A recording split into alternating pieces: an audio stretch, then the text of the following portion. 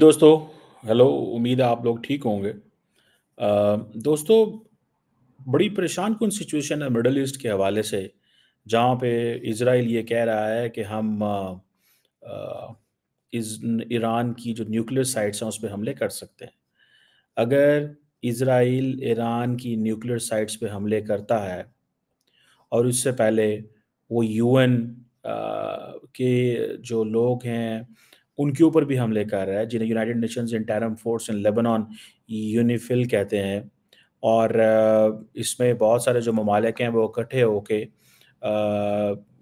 Israel को कह रहे हैं कि if you will do so this will be a war crime. Iranians बड़े बिजी हैं, परेशान हैं, और वो तमाम मिडल ईस्टर्न ममालिक को एक ही बात कह रहे हैं कि इन केस अगर उनकी एयर स्पेस इस्तेमाल हुई तो ईरान जो है वो आपको भी टारगेट करेगा। इसमें बड़ी क्योंकि देखें एक बड़ी तादाद के अंदर इस वक़्त अमेरिका की जो फ़ौज है वो मिडल ईस्ट में मौजूद है, उसके ऊपर भी बात करते हैं कि तेल की कीमतें बढ़ सकती हैं। तो अब देखिए, पहले इज़राइल सिर्फ़ गज़ा पे जो उसने एक हमला किया और वहाँ पे अंदर घुस गए, और उन्होंने तकरीबन कहा जा रहा है कि 70-80% गज़ा जो है वो कंप्लीटली तबाह हो चुका हुआ है। दोस्तों, एक बात बताऊँ आपको, यहाँ पे आके पता चलता है कि मज़बूत फ़ौज किसे कहते हैं। अगर आपकी मज़बूत फ़ौज ना हो तो जाएँ चेक करें, फ़लस्तीन के लोगों से पूछें, गज़ा के लोगों से पूछें, लेबनान के लोगों से पूछें, सीरिया के लोगों से पूछें, इराक के लोगों से पूछें कि मज़बूत फ़ौज ना होना कितनी बड़ी किसी मुल्क के लिए तकलीफ़ हो सकती है, जिसमें आपकी हुकूमत आपको डिफेंड ही नहीं कर सकती।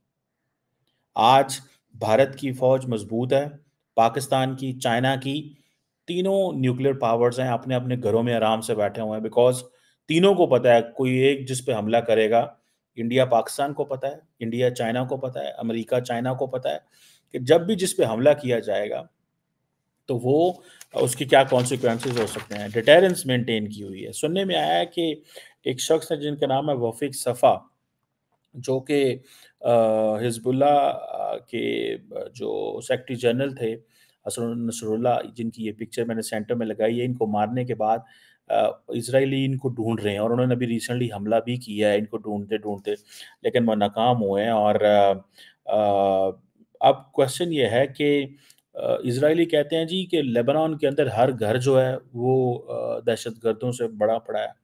वहाँ पे स्नाइपर राइफ़ल्स पड़ी हैं, बंदूकें पड़ी हैं, रॉकेट लॉन्चर पड़े हुए हैं, हम पे जो है वो हमले किए जा रहे हैं। और साथ ही इन्होंने अब ये जो चीज़ है, and Hezbollah and Lebanon can not defend itself. Lebanon अपने आप को डिफेंड नहीं कर सकता। ठीक है जी। अब देखिए ना, इज़राइली फ़ौज कहती है कि तकरीबन 23 जो लेबनानी विलेजेस हैं उनको कहते हैं इनको इवैक्यूएट कर दें।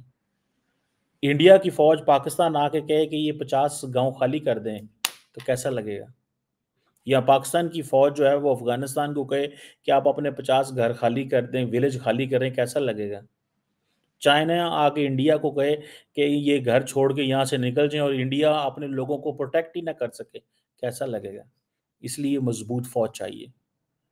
मज़बूत फ़ौज चाहिए ताकि वो आपको डिफेंड कर सके। मैं तो जब ये देखता हूँ कि ये जो जो इज़राइल कर रहा है इनके साथ, मतलब एट लीस्ट ये खुशी होती है। पाकिस्तान की फाइनेंशियल चैलेंजेस ज़रूर हैं, पॉलिटिकल इंस्टेबिलिटी ज़रूर है, लेकिन एट लीस्ट ये तो नहीं है कि हमें कोई दूसरा आके तो नहीं मार सकता। आपको ये तो नहीं कह सकता कि अब आप अपने घर में हमारी मर्ज़ी से रह सकते हैं। हम अपने घरों में बैठे हैं बिकॉज़ हमें पता है हमारी फ़ौज हमें प्रोटेक्ट कर रही है, हमारी पुलिस हमें प्रोटेक्ट कर रही है। ये चीज़ें हैं। बहरहाल, ये जो अब प्रॉब्लम क्या है? अब देखिए, पहला प्रॉब्लम तो ये है कि जितने भी गल्फ़ स्टेट्स हैं वो बड़ी परेशान हैं। गल्फ़ स्टेट इसलिए परेशान हैं कि गल्फ़ स्टेट सारी अमेरिका के पास, उनके पास भी कुछ हल नहीं है। सिर्फ़ तेल ही तेल है, और इतना कुछ, इतनी अमारत है, इतना पैसा है, इतना कुछ है कि वो अपने आप को प्रोटेक्ट नहीं कर सकते। ठीक है? So if you want peace, be prepared for war. अमन चाहते हो तो जंग के लिए तैयार हो जाओ। और यही चीज़ है कि अब गल्फ स्टेट्स अमेरिका के पीछे चले गए हैं, और अमेरिकन्स को कह रहे हैं हमारी मदद करो, वरना ये हमें ले जाएँगे। और उधर से उसका क्या नाम है, वो भी धमकियाँ दे रहा है। क्या नाम है उसका, इज़राइल भी धमकियाँ दे रहा है, ईरान भी धमकियाँ दे रहा है और वहाँ पे सिचुएशन भी कंट्रोल नहीं। अब ये आप देखें जस्ट अ मैप, ठीक है जी, कि यूएस की जो ऑपरेटेड जो बेसिस है मिडल ईस्ट के अंदर, ठीक है जी, तकरीबन कहा जा रहा है कि बड़ी तादाद में ट्रूप्स मौजूद हैं। ये कोई थोड़े ट्रूप्स नहीं है, ठीक है? आप सिर्फ़ ये मैप देखें, ठीक है जी? अब देखें जो कहा जाता है कि जो largest US base middle east के अंदर है, वो कतर के अंदर है। अल उदैद एयर बेस, जो 1996 में बनाई थी। और बाकी भी Bahrain, Kuwait, Saudi Arabia, United Arab Emirates सब के अंदर बेसेस मौजूद हैं। ये इतनी छोटी-छोटी बेसेस हैं, ये पुराना थोड़ा-सा मैप आई थिंक जिसमें इन्होंने अफ़गानिस्तान के अंदर भी दिखाया हुआ है, but no obviously there is no base in Afghanistan and all that. So the question is कि यहाँ पे आप देखें कि कैसे मुमकिन है कि हर मुल्क के अंदर तो बेस, हर जॉर्डन में देख लें, सीरिया में देख लें, सऊदी अरेबिया में देख लें, हर मुल्क के अंदर उनकी फ़ौजें मौजूद हैं और वो कह रहे हैं कि हमने किसी को नहीं छोड़ना, हमने किसी को भी नहीं छोड़ना, हमने सबको ही मारना है। इज़राइली कहते हैं, अमेरिकन्स वहाँ पे मौजूद हैं, अरब्स ये कह रहे हैं कि अरब्स इनको ज़ाहिर बात है पैसे दे के सिक्योरिटी है, ठीक है जी। अ, अब सुनने में आया है कि 900 इज़राइल अमेरिका के ट्रूप सीरिया के अंदर है, ठीक है जी। 2500 के करीब इराक के अंदर मौजूद है, ठीक है जी। मिडल ईस्ट में एक बड़ी तादाद में हर जगह वो मौजूद हैं, ठीक है जी। जॉर्डन के अंदर मौजूद हैं एंड ज़ाहिर बात है, ईरान जो है वो ये एक ही चीज़ कह रहा है कि अगर अमेरिका ने या इज़राइल ने आपकी टेरिटरी इस्तेमाल की, तो हम आपको फिर पूछेंगे। वो सऊदीज़ के पास भी जा रहे हैं, वो सबके पास जा रहे हैं। अब होना क्या है, अगर इज़राइल ने हमला करना है, तो उसने कहाँ से करना है? अगर वो अपने मुल्क से भी अटैक करते हैं और ईरान आता है, तो रास्ते में बीच में ज़ाहिर बात है जॉर्डन आता है। तो मुल्क तो आते हैं, तो वो कह रहे हैं कि भाई इराक आता है, वो कहते हैं भाई आप इनको रोकें, वो कहते हैं हम कैसे रोक सकते हैं? तो क्वेश्चन ये है कि बस वो कह रहे हैं कि ये जो मिलिट्री बेसिस हैं, ये इस्तेमाल नहीं होनी चाहिए। अब जो इम्पोर्टेंट चीज़ जो इज़राइलियों ने बयान दिया है, वो बड़ा इंटरेस्टिंग बयान। उन्होंने कहा है जनाब कि हमारा जो अटैक है, वो जो उसके ऊपर अ, ईरान के ऊपर, ठीक है जी, ये बड़ा डेडली होगा, स्विफ्ट होगा और हम बिल्कुल जो है ना वो जिसे कहेंगे ना कि इग्नोर या माफ़ी नहीं देंगे। हमारा अटैक हर कीमत पे डेडली होगा, प्रिसाइज़ होगा और सरप्राइज़ अटैक होगा। अब ये सरप्राइज़ अटैक कब करेंगे, क्या करेंगे, नोबडी नोज़। लेकिन एक चीज़ बड़ी क्लियर है कि अमेरिका की कमज़ोरी को जो है वो इज़राइली बड़े अच्छे से जानते हैं। अमेरिका जो है वो जिसकी जो कमज़ोरी नज़र आ रही है ना सबको, देखिए वो इसलिए नज़र आ रही है बिकॉज़ वो बोलते ही नहीं हैं। वो ऑन ग्राउंड कुछ कर ही नहीं सकते, ठीक है जी। वो कुछ नहीं कर सकते। यकीन करके मानिए अमेरिका इतना लाचार नज़र आ रहा है सबको। घर में उनके इलेक्शंस हो रहे हैं, वो उसमें फँसे हुए हैं। वो कहते हैं यार देखी जाएगी जो होएगा फिर। ठीक है ना? वो उसमें फँसे हुए हैं। अब इतना कमज़ोर अमेरिका, ठीक है जी? इतना कमज़ोर अमेरिका आपने कभी ना देखा होगा। ये सारी मिलिट्री बेसेस हैं जी, मैं देख रहा था। सो ये अमेरिकन्स की बेसेस हैं। अब देखें कि ईरान के ऊपर जब आना है, सीरिया क्रॉस होगा, इराक क्रॉस होगा या सऊदी अरब को वो क्रॉस करते हैं, ठीक है? या बाकी ये जो जॉर्डन को क्रॉस करते हैं, ठीक है? तो ईरान कहता है जी कि आप रोकें, ये आपकी ज़िम्मेदारी है। ईरान भी बड़ा फैला हुआ है। इधर वो जनाब देखें वो ऊपर कैस्पियन सी तक फैला हुआ है, इधर पाकिस्तान तक फैला हुआ है, कहाँ इराक तक उसकी सरहदें मिलती हैं, सऊदी अरब सारा, मतलब Iran is like stretched place. अब ईरान की अगर न्यूक्लियर साइट पे हमला हो जाता है, ठीक है? तो ये आप देखें कि फिर कुछ भी नहीं बचना। ईरान की वो न्यूक्लियर साइट क्या हैं, कैसी हैं, डायरेक्ट इफ़ेक्ट ही तो हम हैं। यहाँ पे पाकिस्तान की एयर फ़ोर्स को थोड़ा-सा एक्टिव होना चाहिए और वो एक्टिव इसलिए होना चाहिए कि ये ना हो कि वो अनजाने में हम पे हमला कर दें। देखें, आपको पता है पाकिस्तान की जो लॉन्ग रेंज मिसाइल्स हैं, वो क्यों नहीं बनने दिए जाते या क्यों उन पे सैंक्शंस आए रोज़ लगती हैं, ठीक है? क्यों लगती हैं सैंक्शंस? इसीलिए सैंक्शंस लगती हैं, ठीक है जी, कि भाई ये कि ये ना हो कि ये किसी जंग में इस्तेमाल हो जाएँ। कैसे हक देखिए, ये माज़ी में आपको जाना पड़ेगा 70s में जब मुस्लिम उम्मा इकट्ठी हो रही थी, उस वक़्त ज़ुल्फ़िकार अली भुट्टो, कर्नल क़ज़ाफ़ी, शाह फ़हद ये सारे ममालिक जो लीडर थे उस वक़्त इकट्ठे हो रहे थे। ऑयल एम्बार्गो लगा दिया था अमेरिका के ऊपर और कहा था कि हम तेल नहीं देंगे। तो Americans never want that this situation to emerge, लेकिन अमेरिकन्स हमेशा खित्ते में ये डिप्लोमेसी करते रहते हैं, एंगेज करते रहते हैं। और उनको ये खतरा है कि समहाउ समवेयर कहीं न कहीं पे मुसलमानों के अंदर वो एक चीज़ जाग जाती है कि हमें इकट्ठे होकर रिस्पॉन्ड करना है। So this is us versus them. So it's a Muslim versus Christianity. So ये जो है ना ये चीज़ कहीं उभर ना जाए और इस चीज़ को रोका ना जाए। या मुस्लिम्स वर्सेस ज्यूज़ हैं या मुस्लिम वर्सेस अदर ना ब चीज़ बन जाए। तो ये वो कहते हैं कि ये ऐसी ना हो कि मुसलमानों के अंदर ऐसी कोई लीडरशिप आ जाए, क्योंकि वो समझते हैं कि ये फॉल्ट लाइन्स मौजूद हैं, ठीक है जी। सो बहरहाल ये चीज़ तो है, लेकिन हमें पाकिस्तान को भी केयरफुल होना पड़ेगा। वो इसलिए केयरफुल होना पड़ेगा कि अगर आप देखें तो आपको एक चीज़ नज़र आएगी और वो चीज़ क्या नज़र आएगी कि एक पैटर्न है, ठीक है जी। पैटर्न ये है कि इन केस ईरान अगर टारगेट किया जाता है, तो आपको पता है पाकिस्तान की एक हिस्ट्री रही है और वो हिस्ट्री ये रही है कि हम ये समझते रहे हैं कि इंडिया और इज़राइल जो है वो मिल के पाकिस्तान पे ऊपर हमला करेंगे या पाकिस्तान की मिलिट्री साइट्स पे हमला करेंगे। ये पाकिस्तान की एक हिस्ट्री रही है, लेकिन अब तो ज़ाहिर बात है इंडिया वो उस तरह की चीज़ें नहीं सोच रहा, लेकिन माजी में ऐसी चीज़ें इंडिया सोचता रहा, ठीक है। सो पाकिस्तान को हमेशा ये पॉइंट रहा है। अब अगर इज़राइल जो है वो हमला कर देता है और वो कहाँ पे हमला करता है, ईरान की न्यूक्लियर साइट्स कहाँ पे हैं, अगर पाकिस्तान पे हमला होता है, किसी पाकिस्तान के इलाके पे उनकी कोई आगे बॉम्ब गिरते हैं, क्या करना चाहिए, क्या नहीं करना चाहिए? मैं समझता हूँ ये एक इम्पॉर्टेंट चीज़ है हमारे लिए, कहीं हम भी जो है वो इस जंग का हिस्सा ना बन जाए। तो पाकिस्तान को बड़े केयरफुली इन चीज़ों को देखना है, ठीक है, कि हम इस जंग का बिल्कुल हिस्सा नहीं बनना चाहते, ना हम किसी किस्म का ऐसा मिज़ाज रखते हैं, ना हम सोच रखते हैं। और इसमें पाकिस्तान की जो लीडरशिप है, मिलिट्री एंड सिविल, उन्होंने डिप्लोमैटिक, पॉलिटिकल तो बात जो की है, वो की है, लेकिन उससे बियॉन्ड हम कुछ भी नहीं सोच रहे। क्योंकि देखिए इसमें Americans are direct party to the conflict. तो हम इसमें नहीं जाना चाहते ऐसी चीज़ में कि अमेरिका के साथ पाकिस्तान के बहुत अच्छे ताल्लुकात हैं। Americans have been helping us, supporting us in many ways. So ये एक चीज़ है। बहरहाल इसमें इंडिया ईरान जो है वो इज़राइल जो है वो उस आपको पता है उसने 200 से ज़्यादा जो यूएन के एम्प्लॉइज़ हैं वो ऑलरेडी मार चुका है। वो किसी से नहीं डरते यार, उनको कोई परवाह नहीं, they are ruthless. They are ruthless. वो इतने रूथलेस हैं कि आपकी सोच है, ठीक है? वो किसी की कोई परवाह नहीं करते। इवन कि इंडिया भी अब इज़राइल के खिलाफ बोल रहा है कि भाई तुम यूएन पीस कीपर्स के ऊपर हमला नहीं करोगे, because this is a war crime. Targeting the UN peace keepers is a war crime and nobody should dare to do this. ठीक है जी। इसमें आपको इटली ने इज़राइल के एम्बेसडर को भी समन कर लिया। तेल की कीमतें जो हैं वो बढ़ सकती हैं, महँगाई होने का खदशा है।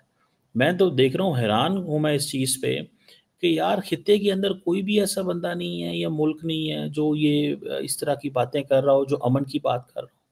कोई भी नहीं है यार। What a strange situation is this. क्या एक स्ट्रेंज सिचुएशन है। और मैं तो इसमें अ, सऊदीज़ खामोश हैं, अमेरिकन्स खामोश हैं। अब अगर डायरेक्ट ईरान पे हमला होता है ना, मैं आपको एक बात बताऊँ, डायरेक्ट ईरान पे हमला होता है, तो it will be very, very dangerous, बहुत डेंजरस होगा। एक ये बात लिख ली आप मेरे साथ। ईरान पे अगर हमला हुआ तो बहुत ही डेंजरस होगा, ठीक है? सो ये एक चीज़ जो है ना, इसमें कोई कुछ भी नहीं बचेगा फिर, ठीक है? और उन्होंने इस चीज़ को अंडरस्टैंड कर लिया हुआ है ईरानियों ने, कि वो भी ज़ाहिर बात है रिस्पॉन्ड करेंगे। जब वो रिस्पॉन्ड करेंगे, वो जंग मज़ीद फैलेगी, जंग मज़ीद फैलेगी। अभी मेरे कुछ दोस्त अमेरिका से आ रहे थे, मुझे बताने लगे, वो कह रहे हैं यार वहाँ पे हालात ख़राब हैं, फ्लाइट्स कैंसल हो रही हैं because some of the flights were passing over the region. So ये चीज़ है that basically at times global mobility को भी तंग कर सकती है, और तेल की कीमतें भी बढ़ा सकती है, मज़ीद अनरेस्ट भी पैदा कर सकती है। आपको पता है इंडियंस उसको बड़ा एडवांटेज हुआ इस जंग का, वो कैसे? एक तो इंडिया ने ज़ाहिर बात है इज़राइल को असला बेचा, गो के इंडिया ने बड़ा डिस्क्रीटली बेचा। दूसरा इंडिया के जो वर्कर्स हैं वो भी गए हैं वहाँ पे। कुछ अर्सा पहले अगर आपको याद हो कि इंडिया के वर्कर्स भी गए हैं वहाँ पे। So India is one of the rare country in the region which has good ties with Israel and Iran equally. ये इंडिया की लीडरशिप को एडवांटेज जाता है और they have position them very carefully. उन्होंने अपने आप को बड़ी केयरफुली इन चीज़ों को देखा है और किया है। लेकिन अ, हमारे लिए तो टारगेट एक ही है कि इसी हमें ना इन्वॉल्व किया जाए इस जंग के अंदर या हमें ना इंगेज किया जाए।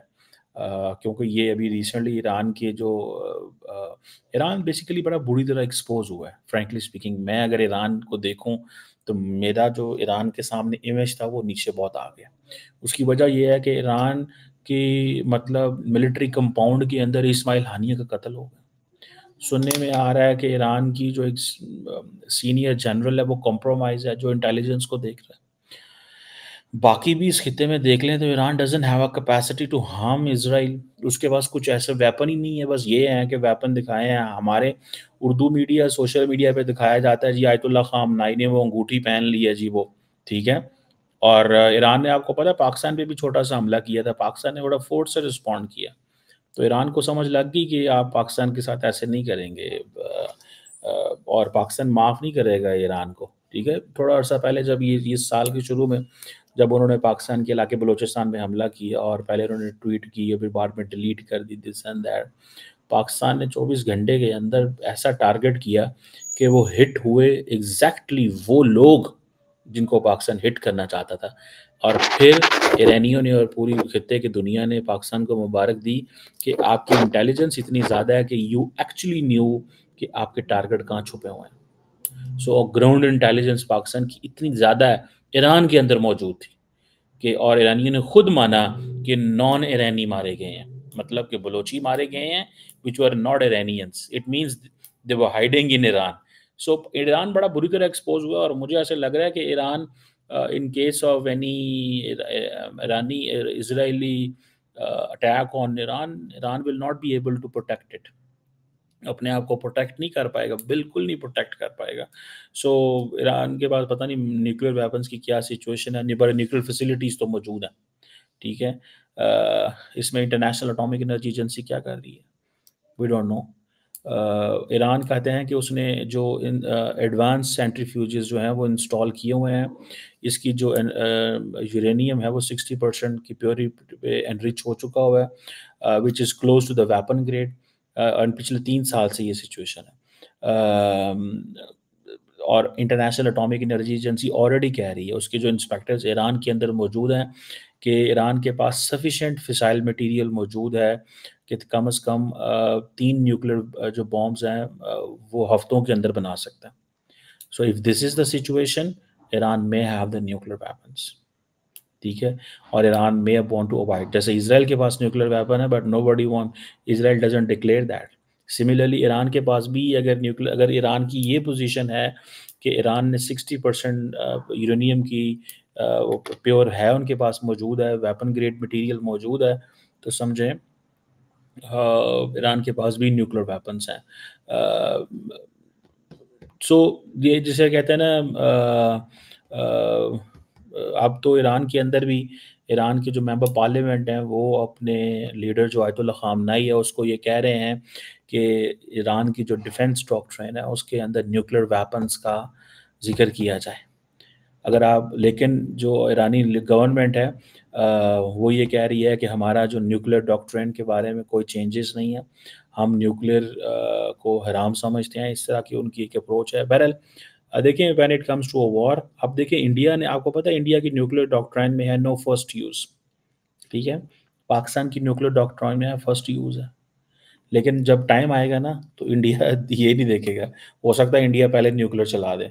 तो ये जो डॉक्ट्रिन्स होती हैं ना, ये दीज़ आर ओनली सिग्नलिंग है, कम्युनिकेशन है एंड इनका इन चीज़ों से ताल्लुक होता है। इसका और वो इन चीज़ों से ताल्लुक नहीं है। बहरहाल let's see what the world can do and how India, if the Israel will keep targeting the peacemakers, the time will tell.